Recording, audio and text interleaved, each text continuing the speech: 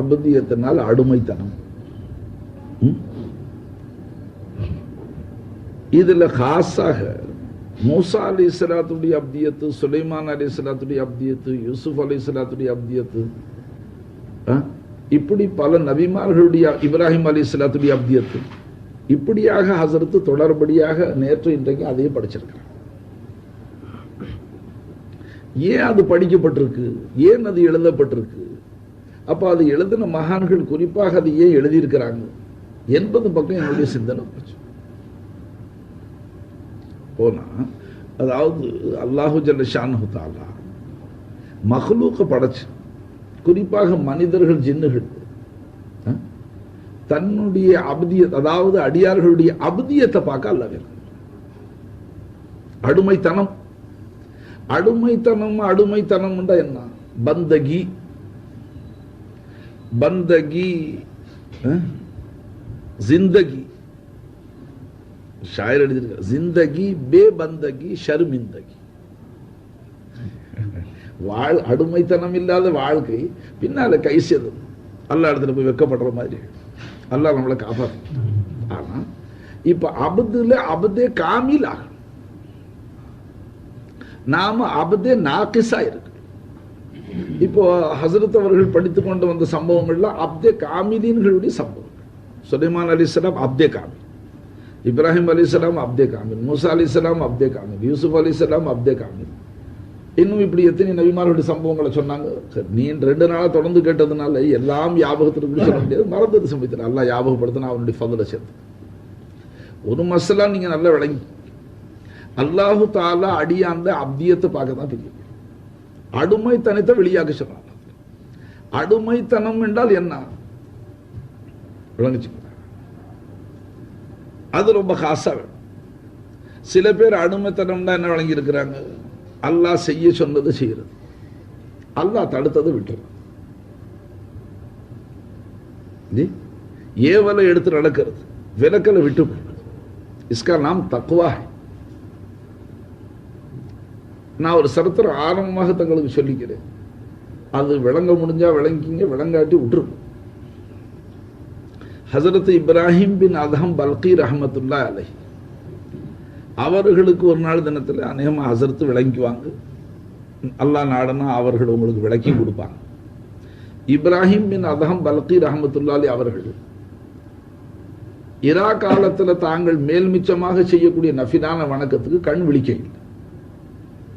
ராத்திரியில் அவர்கள் கண்ணு முடிச்சு ராவெல்லாம் வணங்குவாங்களே, அதுல ஒரு நாள் அவர்களுக்கு விழிப்பு வரல. அப்ப காலையில் உட்கார்ந்தவர்கள் அழுக ஆரம்பிச்சார். இதை நப்சுல போட்டுக்கிட்டா சமது மௌலானா மாதிரி மகான்களாக ஆயிடும். நப்சுல போட்டுக்கிட்டா ஏன்னா நொண்டி குதிரைக்கு சறுக்குன்னு சாக்கு. ஏன்னா இப்படி மசாயில்களை தான் சில துர்பிரயோகம் செஞ்சுட்டாங்க. அதுக்காக சொல்லுவார், ஏன்னா மகான்களுடைய இந்த சம்பவங்களை பார்த்து துர்பிரயோகம் ஆரம்பிச்சு. ஏன்னா பரங்கிப்பேட்டையில் இப்போ கூட யாரோ ஒரு ஷேக் இருக்கிறதாக அன்னைக்கு ஒருத்தர் பேசிக்கிட்டே வந்தார். அந்த ஷேக் என்ன சொல்றாரு, வஅபுத் ரப்பக ஹத்தா யாத்திய யகீன். அடிமைத்தனம் எது வரைக்கும்? யகீன் வர்ற வரைக்கும். ஹத்தா வந்து காயத்துக்கு வந்து, அப்ப யகீன் வந்ததுக்கு பிறகு அடிமைத்தனத்தை விட்டுறணும்னு சொல்றாரு. இபாதத்து வஅபுத் ரப்பக இபாதத் கரோ. இப்போ இபாதத், அபுதியத், உபூதியத், முந்தி இந்த வார்த்தைகளை நாம அப்படியே பயன்படுத்தி உச்சரிச்சு கொண்டு வர்றதுமே தவிர அது என்னாடு இன்னை வரைக்கும் விளங்க. இனி விளங்குறதுக்கு நம்ம ஆசைப்படவும். இப்ப பல்கி ரஹ்மத்துல்லாஹி ராத்திரில எந்திரிச்சு அவர்கள் செய்யக்கூடிய நஃபிலான வணக்கத்துக்கு கண் விழிப்பு வரையில், கண் முழிக்க இல்லை, தூங்கிட்டாங்க. காலையில் எந்திரிச்சாங்க, ஃபஜ்ர் தொழுதாங்க. அப்ப ராத்திரி எந்திரிக்காம தூங்கினதுக்காக தங்களுடைய நஃப்ஸை நிந்திச்சு அழுக ஆரம்பிச்சாங்க. இவ்வளவு சுகம் துனியாவில் கேட்குதா? இப்படியுமா அல்லாஹ் மெய் மறந்து தூங்குறது?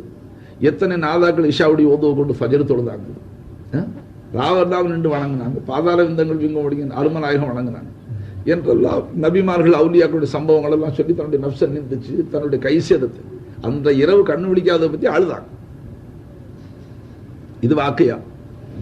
ஹக்குல போடுங்க, நஃப்ஸ்ல போடாதீங்க, அல்லாஹ்வுக்காக கேட்டுக்க. இப்படி அழுதார்களே, இந்த அழுகைக்கு மறுநாள் பகலெல்லாம் இப்படி அழுததுக்கு ராத்திரிக்கு அல்லாஹ் தாலா நேரத்தோடு எந்திரிச்சிருக்கணும். பகலமாக மறுநாள் இரவு நல்லா தூங்கிட்டாங்க. எந்த அளவு தூங்கிட்டாங்க?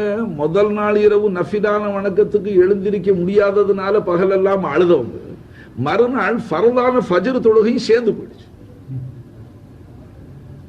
முதல் இரவு நஃபில் போச்சு, அழுது கண்ணீர் வடிச்சாங்க. மறுநாள் ஃபஜ்ரும் போயிடுச்சு. அப்ப அழுக கூடுமா குறையுமா? அப்படிப்பட்ட மகான்களுடைய அழுக. நாம தாய் எதுக்குமே கவலைப்படுறது இல்லைங்களே.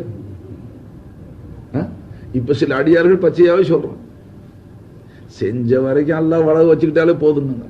நவுது பில்லாஹி நக்ல குஃபர் தஹீரே. அப்ப அந்த மகான்கள் அப்படி இல்லை. அப்ப அவர்கள் ஃபரதும் சேர்ந்து போயிட்டதுனால மறுநாள் இன்னும் கொஞ்சம் அழுக ஆரம்பிச்சாங்க, ரொம்ப ஒப்பாரி வச்சுட்டாங்க. அல்லாஹு தாலாவு கடைசியை இறக்க வச்சாங்க. ஹாத்திஃபி கைபி அசரீரி சத்தம் கிடைச்சது.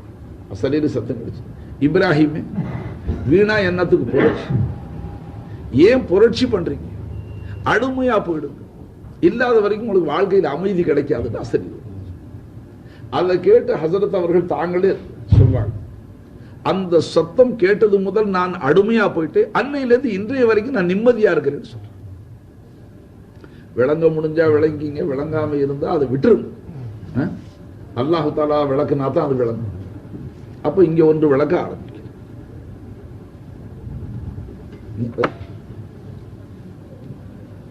இந்த டிஃபன் பாக்ஸ் எவர் சில்வருக்கு அடிமையாக இருக்கு.